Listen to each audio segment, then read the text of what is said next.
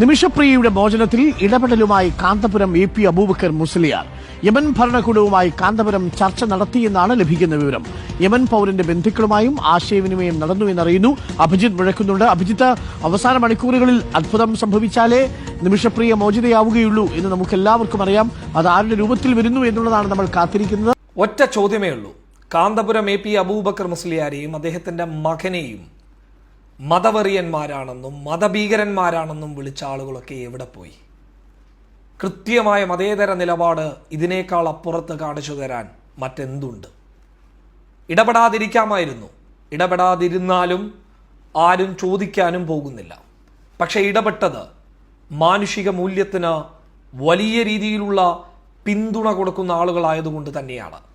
Kanthapuram AP Abubakar മുസ്ലിയാരെ തെറി വിളിക്കാനും അദ്ദേഹത്തിൻ്റെ മകനെ മോശമായി ചിത്രീകരിക്കാനും ശ്രമിച്ചവരിൽ പലരും ഇന്ന് ഇദ്ദേഹത്തിൻ്റെ ഈ നിലപാട് ഷെയർ ചെയ്യുന്നത് കണ്ടപ്പോൾ എനിക്ക് പറയണമെന്ന് തോന്നിയ ഒറ്റ കാര്യമേ ഉള്ളൂ.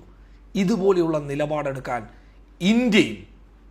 ഇന്ത്യയിൽ ചങ്കുറപ്പുള്ള ഏത് മതപണ്ഡിതനുണ്ട്? ആവർത്തിച്ചു പറയുന്നു, ഒരു സംഘടനയിലും ഞാൻ അംഗമല്ല.